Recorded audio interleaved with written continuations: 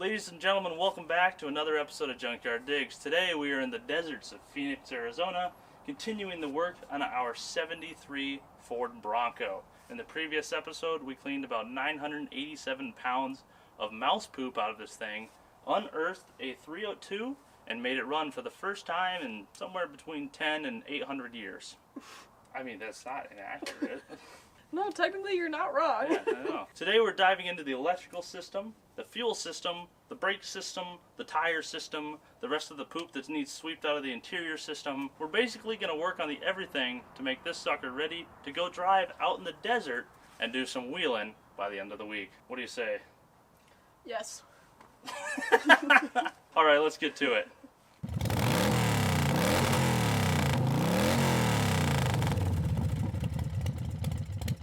Alright, Mook, you ready to start things off?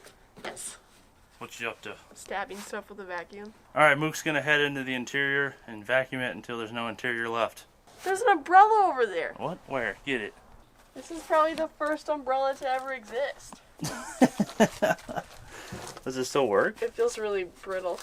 Should I open it? We're 2 for 2 on Bronco revivals and finding umbrellas. These gloves aren't really helping me. Oh heck! It's Kevin's size! Hey, that's Mook's size. Whee!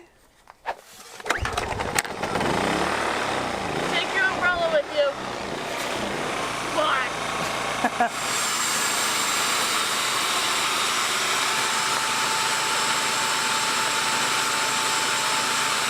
While Mook's vacuuming out the interior, I'm going to dive into the mouse chew toy electrical system and see if I can get this sorted out so that we can have a key and lights and all that good stuff. There's not going to be a lot to video here. I'll just bring you in when it's done.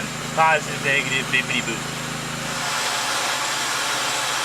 Oh my gosh.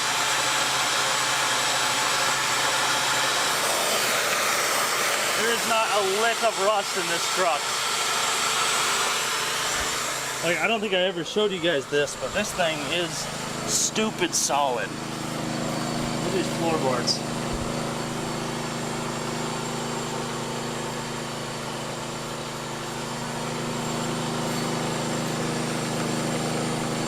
This truck is immaculate.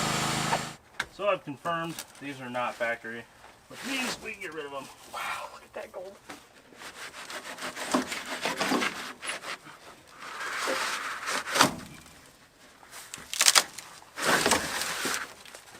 Into the trash can.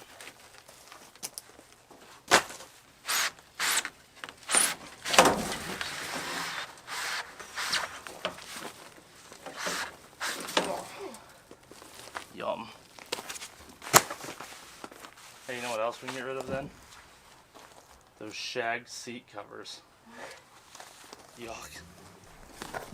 It just goes around the sides of the seat. Oh, that works too. A little bit around the bottom part too. Okay.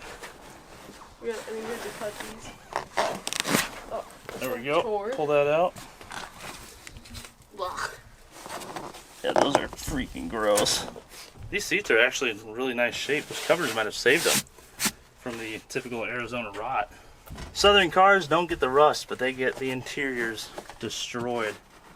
And anything rubber is destroyed. So, I mean, you gotta kind of pick your poison. Ideally, you find a northern car with a complete interior that's probably in really good shape, and a southern car with a good body, and throw the interior in the good one.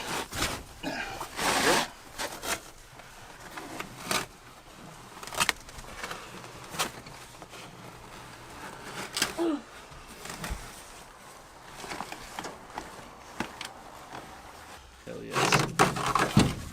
How's the driver's seat? Oh, it's like great. This looks so much better already. This can go too. Oh yeah, there's the southern interior. Just destroyed. Garbage can. Up front, I have some interesting findings to say the least. So, I had mentioned before in the previous video, I think this engine might have been rebuilt or something. I definitely know it was out of the vehicle because it's been repainted to include the exhaust gaskets being repainted and the spark plugs being painted blue. So I had my suspicions that this thing was either replaced or definitely out or something. But now I have a clue. When I was dealing with my wiring stuff over here, I looked up and happened to notice a little 289 stamped right there on the intake. Next to it, a casting code, C60E9425A. Which, if you throw that into the old Google machine, you get an intake to a 65 to 67 289 Mustang Falcon Fairlane engine. So the question now, has someone put 289 65 heads on top of a 302? Or is this an engine out of a 65 to 67 Fairlane? I know the intakes from a 65 to 67 Fairlane. We can throw a bore scope down here and see if we can see a 289 65 cast into the top. Okay, we have some findings. I was able to stick a bore scope down the PCV hole and notice, first of all, it is absolutely immaculate in there. Like the cleanest engine I've ever seen in my life. And second of all, right there, we have A3B. Now this is not at all a perfectly solid way to know what heads we have, but I was able to Google the A3B, which is like the back end of the casting code. Like for example, the first half of that is C60E, which is the year, vehicle, and engineering code. And then this number here is like more specific, like reprints and stuff. And the only A3B I could find is a set of D50E A3B cylinder heads for a 302. And the D50E is in the 70s, so that's about right to be the correct heads for this truck. And then I thought of something and said, wait, I think I can identify this even easier. This engine has the much smaller spark plug. The early 302s, and I think all the 289s, ran a larger spark plug. So the threads, the hole for the threads was a larger diameter. The smaller plugs came around after the 289s were no longer being produced, so at least the heads are 302.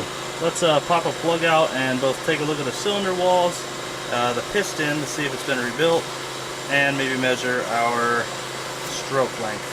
Alright, looking inside our number one cylinder, I do see a bit of crosshatch on the wall. I also see a bit of vertical scoring. And I can't quite tell if, hang on, let me find it back. There's a marking in the center of the piston, and it almost looks like a 030, which would be a 30 thousandths over piston, which means this may have been rebuilt. I'm going to pull another plug and check another cylinder to see if I can confirm that.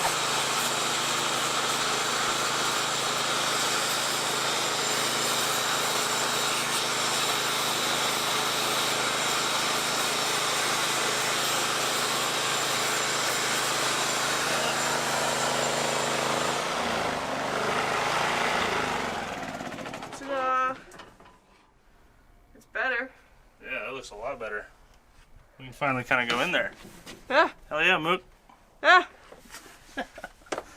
Meanwhile, I have been hunting and searching and looking for random little bits and pieces all over this engine, and here's what I have decided.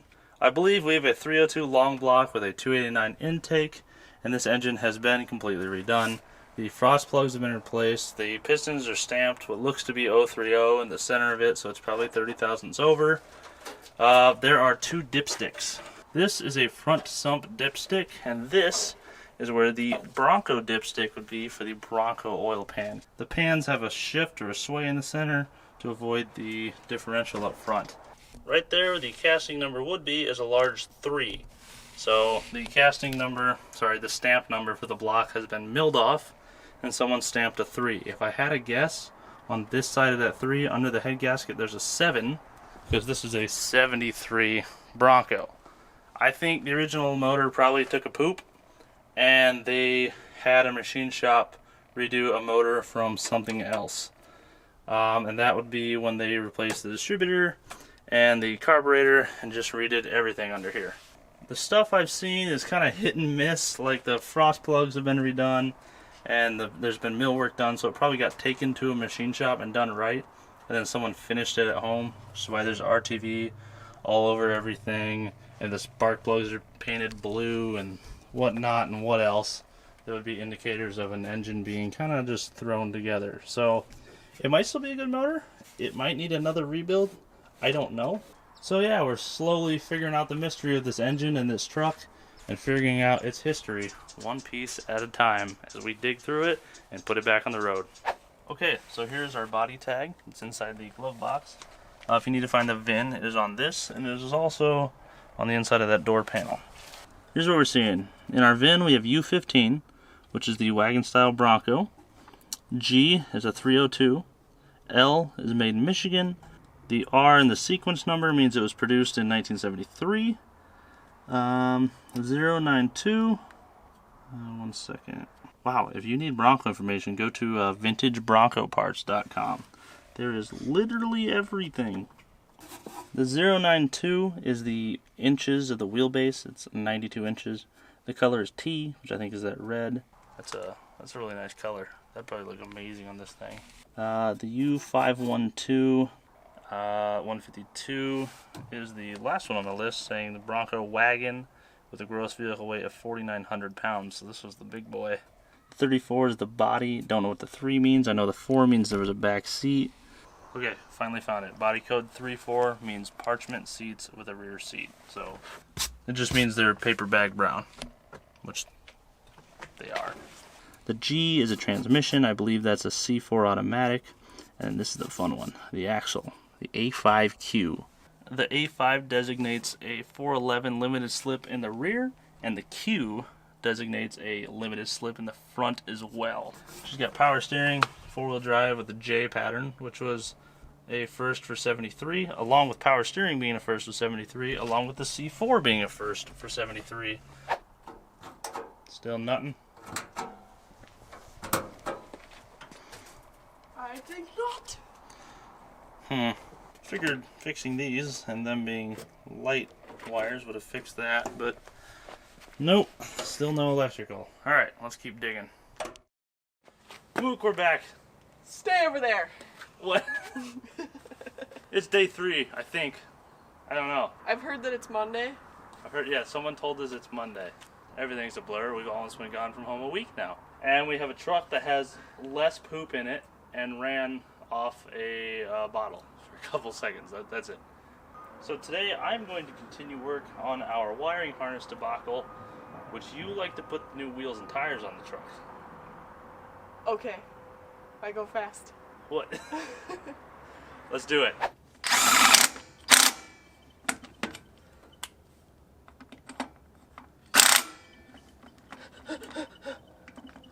Give me my socket.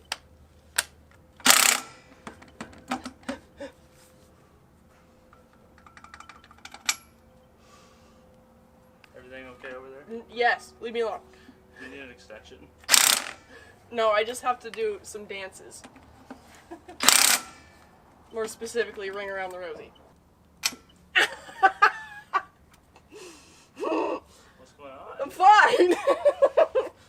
Heck you! Now for 3 more. So at this point, all of our wiring underneath the hood is fixed. We have power to a couple of the fuses here. I'm seeing 12 volts, so at least we have power into the vehicle. There's a little hidden toggle switch over here. I wonder if that's an anti-theft attempt. No, I think he's been cut. I feel a cut wire right here. Can I get the back of the key off, though? The plug, so we can hotwire it. Oh, there's so much stuff. Oh, this dash is so thin. These are like really cheaply built trucks. It's weird that this is a 73. And these went all the way up to 77. There's like 1 wire loom for the whole thing. It's so simple. I'm actually really enjoying it. Alright, we'll be back if I can figure anything out here. I do not fit in this truck. Okay, No.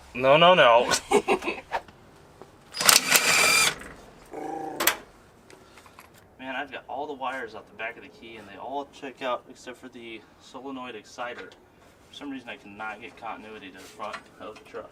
You're in my way. Oh, that's what you're saying. You're covering yourself in dust. Good! What? I will blend into my surroundings and become the ultimate predator. Oh. brakes. Wow, this tire's actually pretty good.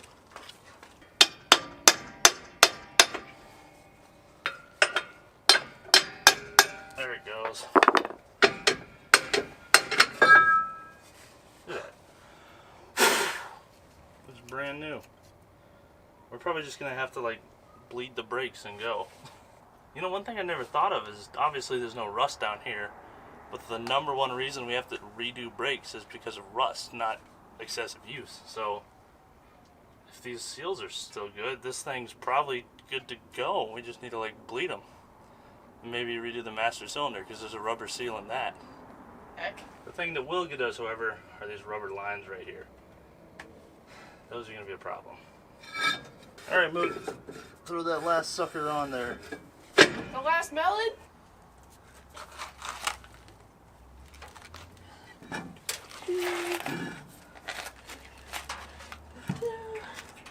Ah, no! I've never met anyone who can make putting on a tire quite as exciting as you can. Thank you.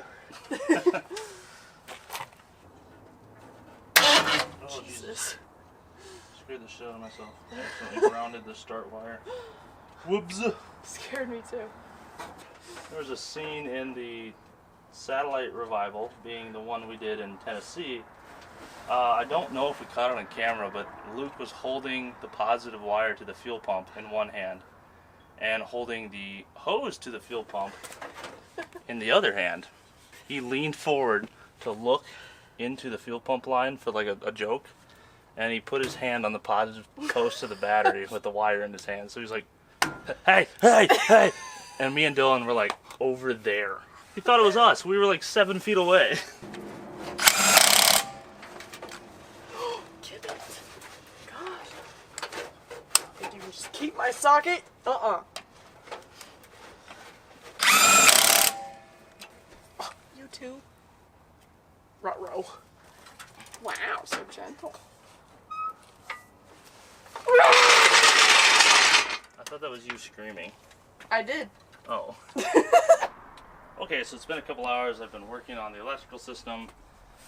Everything up front is good as far as I can tell for the main wiring harness. I have the plugs off of the key. I've been playing around with stuff. I don't really know how to make a video to teach you guys how to do electrical stuff. It's basically just get a diagram, have a basic understanding of electronics and relays and DC voltage and stuff, and then trace down grounding or power issues one wire at a time until you get stuff working. Maybe someday I'll find a way to make a video to like kind of do a step-by-step process to fix everything, but for now I'm just gonna flip a switch. It took me a bit, but we've gotten to this point. I do not have headlights or taillights yet, but I have these markers. I have a blower motor, and once in a while it goes blink on the right blinker. That's it. I can make the voltage regulator close from the key, and I can potentially power the coil. I haven't tested it yet. We still need to figure out these headlights and taillights and get actual permanent switches in for everything, but for now we are slowly making progress. Thankfully this truck has like the absolute bare minimum for electronics and like accessories, so this thing is super easy to work on. I really like it. So obviously our carburetor is going to have some bad seals, like the power valve or the accelerator pump here. So I'm just going to go ahead and take it off so we can rebuild it.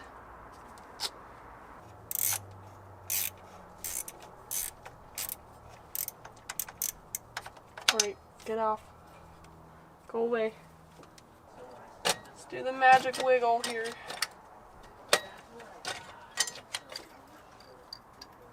Oh no, I forgot a spring on the throttle. I think that was it. Oh heck. Son of heck. Ta-da! Oh no! Kevin! What? Vito! What? Can you get a vacuum line, please? Or can you get this rubber line off the carburetor, please? On the passenger side. Oh, Mook, you forgot the distributor thingy. Something fell, but I'm sure it wasn't that important. Nah, probably not. Alright, let's rebuild that sucker. Or put a holly on that I brought. We'll see once we pop it open. Vito. Welcome back to Mook's Kitchen. Today we're making grilled cheese. There's nothing funny about grilled cheese, Kevin. It's a very serious matter. I think the commenters will agree with me. What is this, words? I can't read. Oh, but seriously, if you guys can't tell, I'm just going to rebuild this carburetor. On top of 2 tires with the Tang toolbox here. I found the world's biggest aftermarket fuel pump. And now I have to figure out how the hell our fuel system is formed since we have a dual tank. Because I don't think it's the way it's supposed to be. Here's the massive, giant, weird fuel pump. I believe that this dual tank system has been completely eliminated because there's just links here. And all these hoses loop back to themselves on that selector valve. So we need to get that lock off that tank so we can put gas in this truck. Alright, this nice little red tag here means that it was reman. It says Motorcraft D3BF BE A2L2I. Look at that, I learned how to read. This is the weirdest grilled cheese sandwich. Oh, surprise, surprise, there's poop in the bowl. Ta-da! When did I cut my finger open? There's a power valve. Accelerator pump. Bunch of little tiny gaskets. The rubber umbrella that I always break. What's up? Hey, can I help you? Hey, how you doing? I'm great. Look at the poob. Oh, it's like growing poob. Yeah. Weird. Magic poob of growth.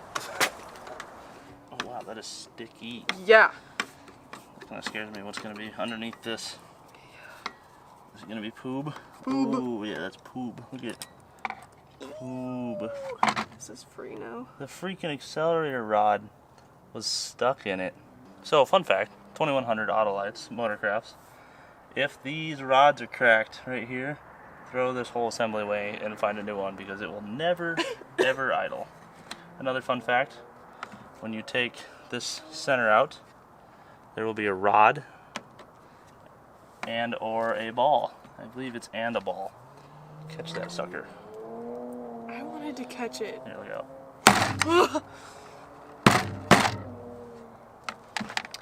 Hello? I feel like I can see the ball right there. Yeah, that's it. Oh boy. This sucker's. Is this safety? This might be hashed. Wow. It's like cemented in there. We might have to run that Holly I brought. Oh, Woo! there it goes. The weight. Well, I mean, we'll keep taking it apart and then we'll try it, I guess. Heck, what's the worst that happens? We waste a $30 carb kit? Oh yeah, that's right. That's the worst that happens. So, before you remove a gasket, you should always make sure that you have the replacement gasket of the correct size and shape and everything. Otherwise, you're gonna have a bad time. I'm gonna carefully take the jets out without stripping them. Wow! These are just stuck. I might need your muscles. This is our widest screwdriver. Yeah. Right? Yeah, that's not moving. Oh boy. Also, look at that power valve. Where? No, in there still. You can see just crud in it. That is so hecked up. Yeah. Do you... Oh, there's one. Well, thankfully they're clear, but we still need to get under them. It's not moving.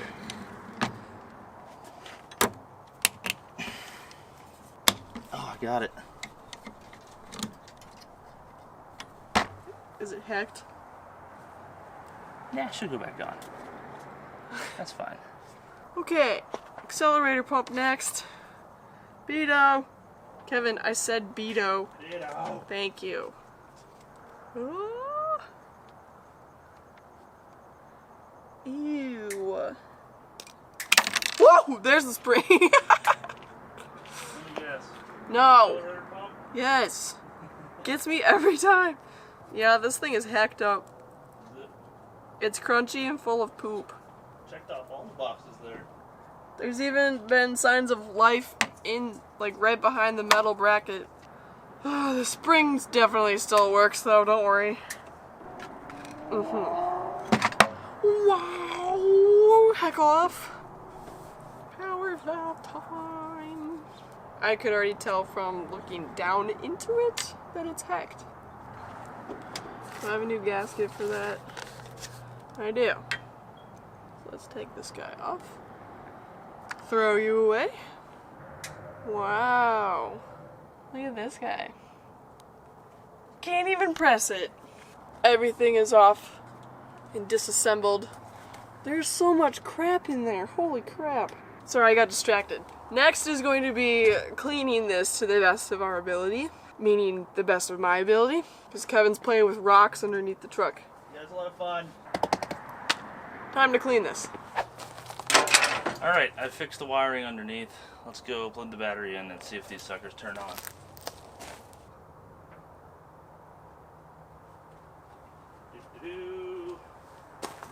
Hell yeah! Let's see what else we have besides brake lights.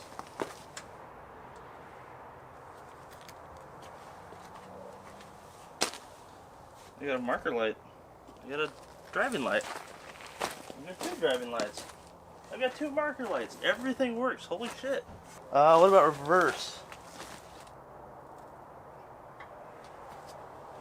Reverse lights? Hell yes! Woohoo! Everything works. All that's left now is to get an actual key, fix the blinkers, which is probably just a blinker relay, and then it's just plus stuff, like if I wanted a fuel level indication, which I really don't need. Mook is in the middle of rebuilding the carburetor. She just went to O'Reilly's to get our parts haul for the day.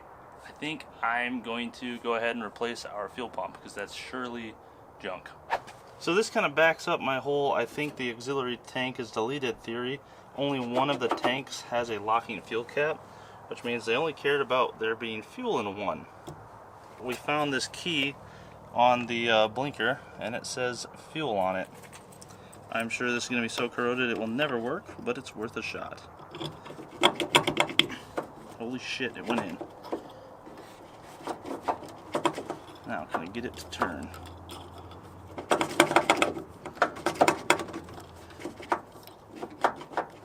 So far, no. Oh, it just went in a little more. See if we can get those tumblers to behave.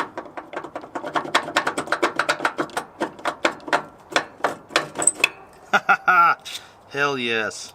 I was not in a million years expecting that to actually work. Oh man. Oh.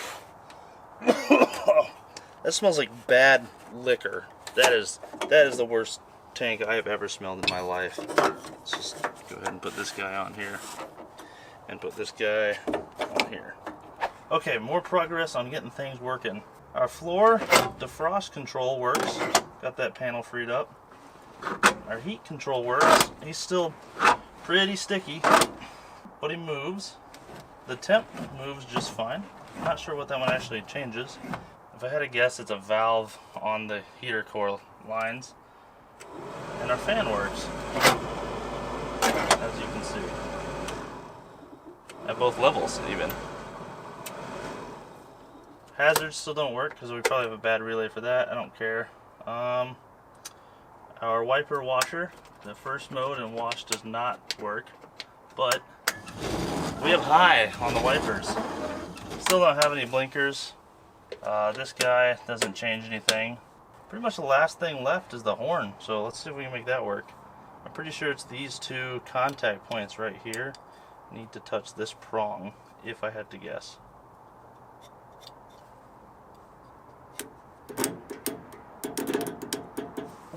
Fuck, that's hot.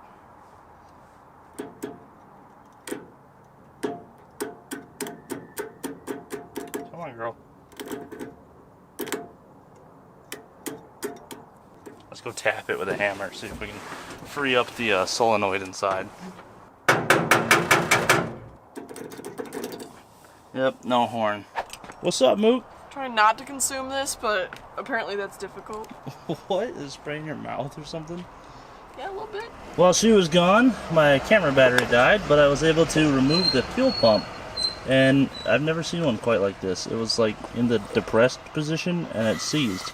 So you can just easily doodle doodle doodle doodle. This should be really hard to do, but nope. So we'll put the new one on and we should have fuel. I love it when you sing. Doodle doodle doodle doodle.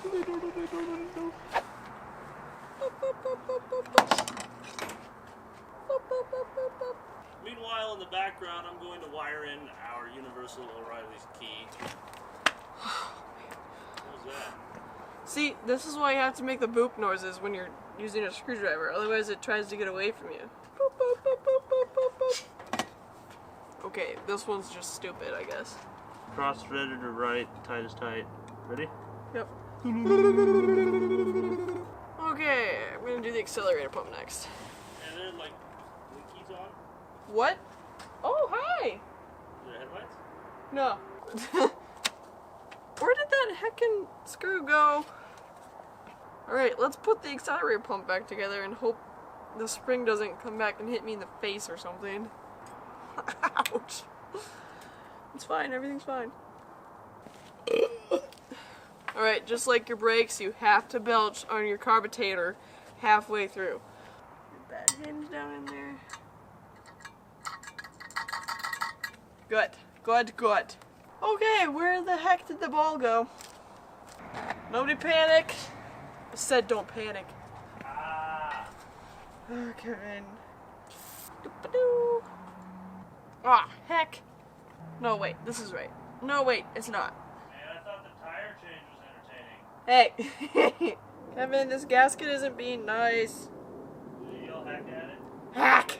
Oh, there we go, we got it. Doop-a-doo. Rebuilt by Mook. All I need to do is, if I can grab it, jeez, get this tiny little E-clip and attach the choke with it. I'd take the whole top off the carb again. I forgot to assemble the choke again before I put the top half of the carb on. I had it perfect. All that's left is the last 4 bolts on top and then the center. And it's a rebuilt carburetor. We're not going to do adjustments or tuning until it's back on the truck, and that will obviously be tomorrow when we can actually see. Ah! Everything's fine. Thank you for coming to Mook's Kitchen. I hope that your grilled cheese is delicious. Can I help you? This was the worst grilled cheese I've ever had. This is my desk in my kitchen. Would you like your own portable kitchen? You can go to tangtoolsusa.com. Actually, though, this 7-drawer roller cabinet is beyond convenient for rebuilding carbs out in the middle of nowhere. It really is. Same with 2 tires that I'm sitting on. The Tang Tools tire chair. tangtoolsusa.com. Ta-da! Carburetor! Carburetor. 'Tis the next day. We have light again. I am going to install the carburetor that I rebuilt and cleaned yesterday. All the gasket surfaces have been scraped and cleaned. I also cleaned our spacer here on both sides on gasket surfaces. Now all I have to do is put new gaskets on, install the spacer, put another gasket on, put the carburetor on. Now before you guys ask, I set the transfer slots and the idle mixture screws while he was off the truck here. Whoa! I picked the worst tire to stand on. I don't need to hear it, Kevin.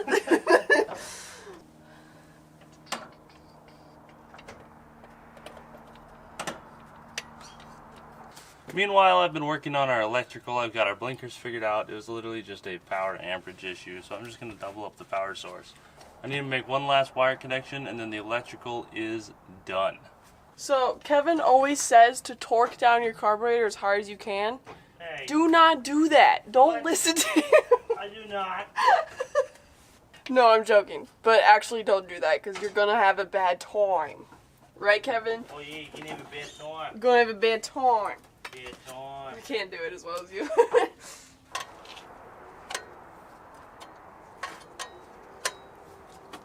I know it doesn't look like it, but I am on my tippy toes. Alright. Got it all reinstalled. Now to get Kevin to stop playing with the light bulbs. You guys know we have shirts for sale? JunkyardDigs.com. You can get yourself some awesome Junkyard Mook shirts, or maybe a Junkyard Digs shirt, or maybe the last of the Thunderhead 289 shirts. In fact, the Thunderhead 289 shirts are on a very limited run right now because we're not restocking them anymore. So this is the last of the stock. That goes for the logo and the blue F100 trailer park shirts. So go check them out right now, JunkyardDigs.com. It's a nice shirt you got on there. Which one's that? Thanks. Yours is the best one, though. Wow, I know rubber doesn't do good in the desert, but this is a nightmare. You guys never have to do brake lines, but you probably have to do fuel lines all the time. I mean, we have to do both, but I'm under here right now putting a fuel filter in line so that all the nice dry poop in the tank does not get pumped right into our carburetor, or at least that's the hope. This actually was a return line system, which had I known, I would have got a return line pump. But I just saw a 2-nipple pump and got a new 2-nipple pump. So I've cut the return line section out of our way so that I can get to the actual fuel line, which is plastic. Question mark. I don't know why. And now I'm going to hope that I can cut this and it remain flexible enough for me to put a fuel filter in with hose clamps. We'll see here in a second. Oh no, that's disgusting. It hit me in the face. Oh, it smells so bad. Man, that was old gas. It's all over the tools and everything. Damn it. Okay, I'm gonna go grab the inline filter, get that sucker in there, then we can fill the tank and crank this truck over and see if it runs. Finally. We need to drain the fuel tank, but we need somewhere to put that old nasty fuel. We don't have, as what Kevin calls, a bucket device. I'm gonna kill 2 birds with 1 stone here and dump some water into this truck who very much needs it. And then we'll have ourselves a bucket device. Watch me spill it everywhere, including on the battery.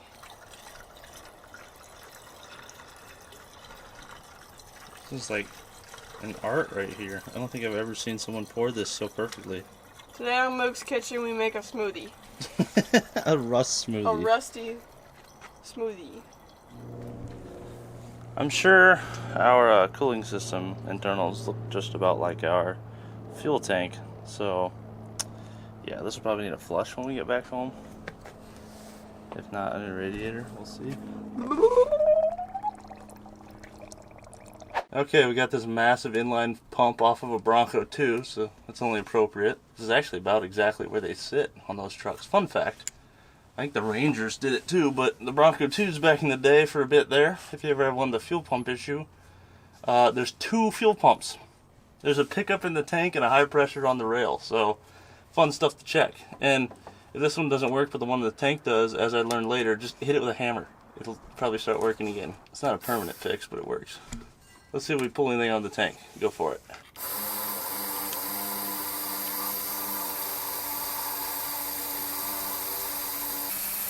Our tank must be dry. Good. Alright, stop. Let's go dump some gas in it so we know there's fuel in it, and then see if we can pull anything through and get all that poopy rust out before we even clog up a filter. Okay. Some of that good Arizona gas.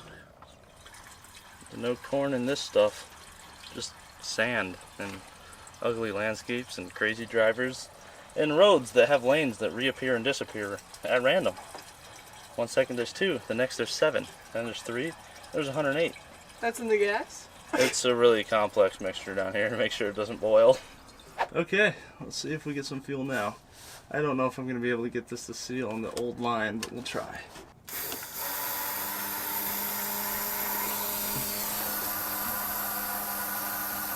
Oh. Oh. Ta-da, the smoothie! I hear fuel. I see fuel. Man, this thing moves fuel. Oh, nasty. Yuck.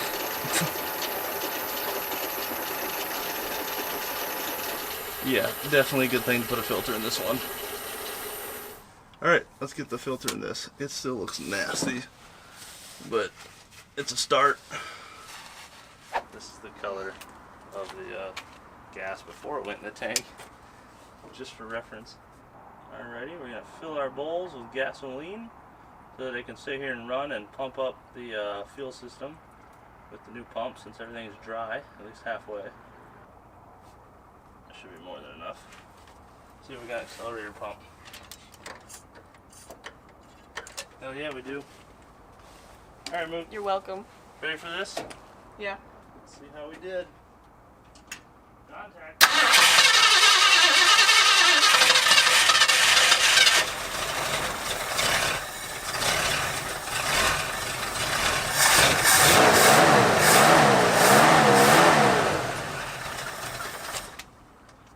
Seems like weak idle. Yeah, it needs some work. The ignition and everything worked though. All of our wiring's good to go. It runs on a key. Cranking.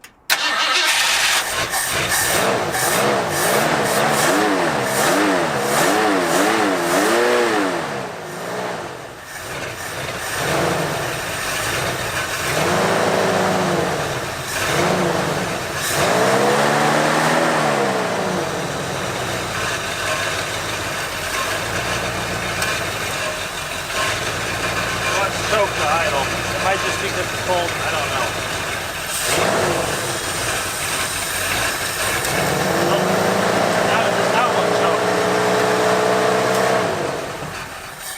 Oh, sad face. Alright, let's see if we have a charging system this time.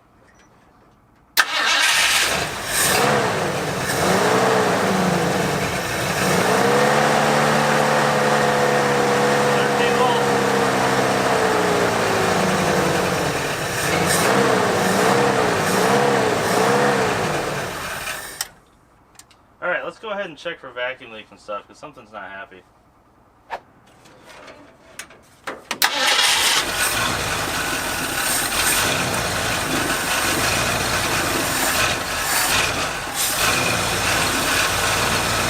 Alright, we're going to set our timing and mixture screws and all that. Oh, that's pretty good. Choke is on.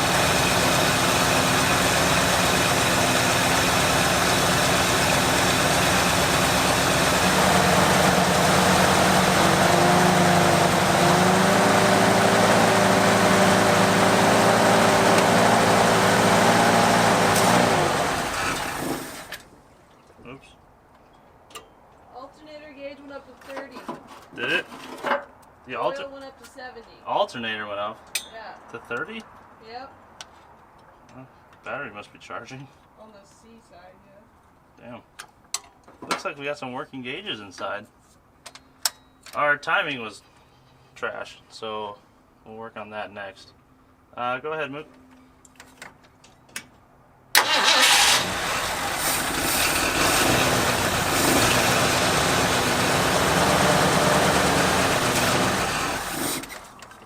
So those want to idle. Go ahead.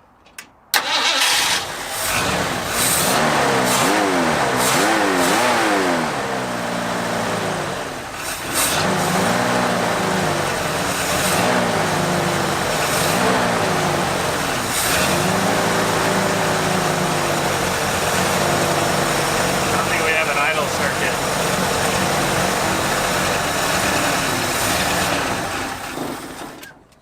There is absolutely no idle circuit in this carburetor. I do not know why. Poop. It could be poop. That is an option. We're at 1 1/4 turns out. Bring it all the way out to 2 turns out. 2. Alright, try that. Here we go.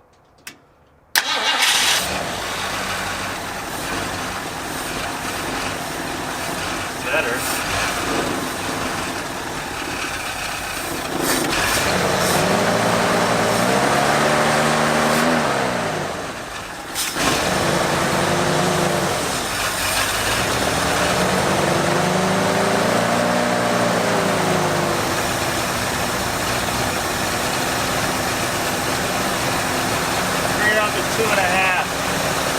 At this point, it's just fixing band-aids here.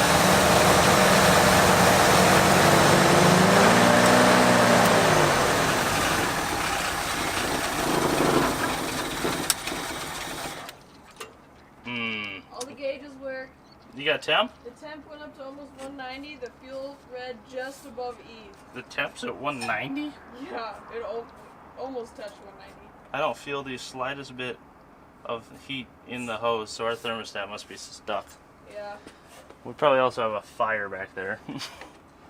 Okay, so that definitively tells me we need to have a thermostat because, like, this is stone cold, and you're seeing 190 degrees right here, but this is 0. So there's a restriction right here, and our thermostat is stuck. That's okay. We have a new one and a gasket with us. We'll just throw those on quick. No biggie. We have no idle circuit in this carburetor. I don't know why. I checked all the orifices before Mook put it back together and it looked fine. These 2100 Motorcrafts or 2100 Autolites are the most finicky carburetors ever. I have rebuilt countless 2100 two-barrel carburetors for videos. Only one has properly worked after I rebuilt it. The original F-250 Revival truck is the only truck I've ever been able to successfully rebuild a Motorcraft carburetor. I brought a 2-barrel Holley. I don't really want to put it on because it's a brand new, like, new original stock 40-year-old carburetor. It's kind of neat. I literally bought it for Revivals, but this thing is full of the nastiest fuel. It's still pumping up like turpentine, and I don't want to fill that carburetor with it. It's sticky too. Yeah, it's sticky. It definitely runs like poop, but I think it runs enough that we could see if it moves. Because we still have done all this work and we have no idea if the transmission works. It runs on poop. Oh yeah, we need a couple quarts of trans fluid. On it. Should be type F if we have it. One thing I've still also never looked at. Here's 3 quarts of type F. Holy shit, there's fluid in this. In the brake. The brakes might just like be good. They a might low, but yeah. They might still work. That's why we can't move the pedal. Yeah, check that out. There's still fluid in it. I just realized I don't have any brake fluid with me, so we're gonna try to, see if that works. But yeah, should be okay. Kevin, do you have $4? I want some shaved ice. Let's see if it moves.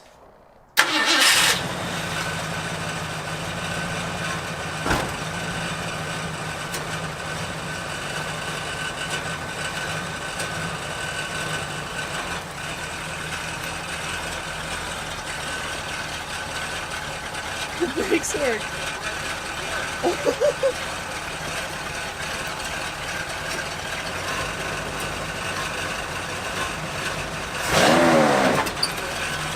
The gears works.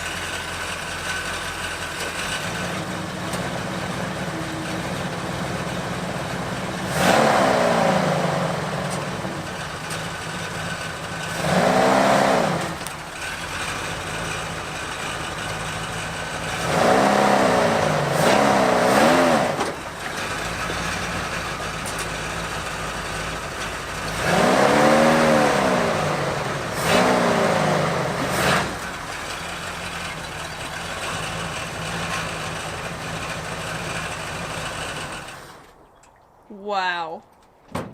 It's still low on fluid, or the transmission sucks. I don't know. The brakes work. They're like rock hard, so we need to look into that. But they do slow the vehicle at least. There's no power steering whatsoever. But I mean, we literally never checked the fluid level, so it could just be, yeah, there it is. Dry? Yeah. That's the other puddle under the truck. One was trans, the other was power steering. Heck. I can't believe those brakes work. They're not very good. They're like push really hard and it stops, but it could just be manual brakes for you. I've honestly never had, well, no, yeah, I had the Wildcat had full manual drums and that was amazing. So maybe we have some work to do down there. Oh, it's right there. Spin, Mr. Pump. Do pump things. Oh, wow. Motor's way harder to turn over now, so the rings are definitely seating. I did notice it ran better there when we were doing that. Could you turn the wheel left and right? Or I can. See if that takes up some fluid. I'm a wizard. We'll fire it, and then I'll have to put way more in.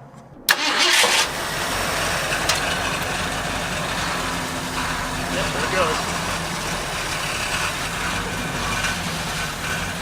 Complete it by going all the way left, all the way right.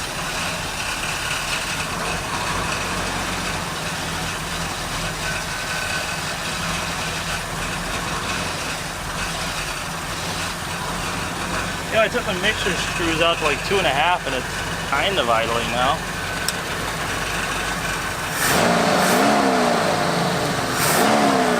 I also gave it more transfer slot and hooked up the vacuum fans.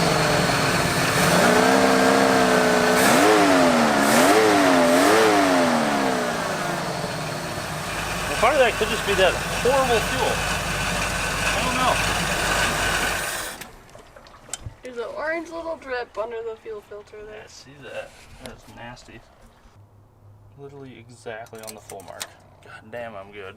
Okay, we have power steering, we have a transmission, we have an engine that kind of runs, the truck moves, we kind of have brakes. I think we should try to do a lap. Around the storage unit here. Carefully. Yeah, that's not a bad idea. Let's try to do a lap, see if we make it all the way around, and then we'll prep this sucker to be perfect for the off-road desert exhibition.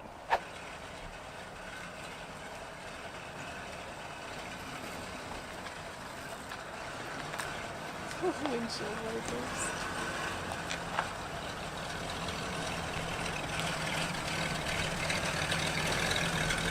Look at it go!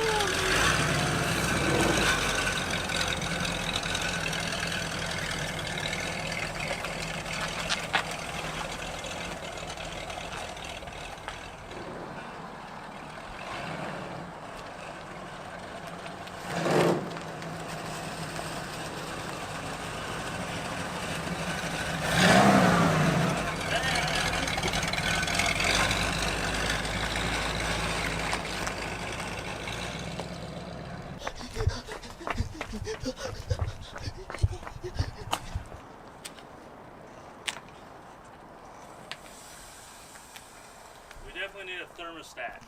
I was seeing like 210. Okay, yeah, there's 230 degrees. We need a thermostat bad. Right now. Yeah. Well, maybe in about 2 hours once it comes back down. So there it is.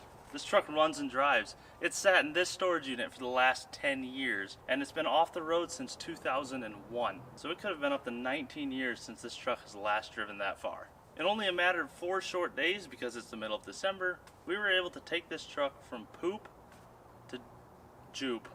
I don't know. It drives, okay? You get it. With that being said, that's going to do it for episode 2 of the 73 Bronco Revival. We will see you guys next week on Junkyard Digs when we fix the brakes, the carburetor, and install a new thermostat, and then take her wheeling out in the deserts of Arizona. Peace.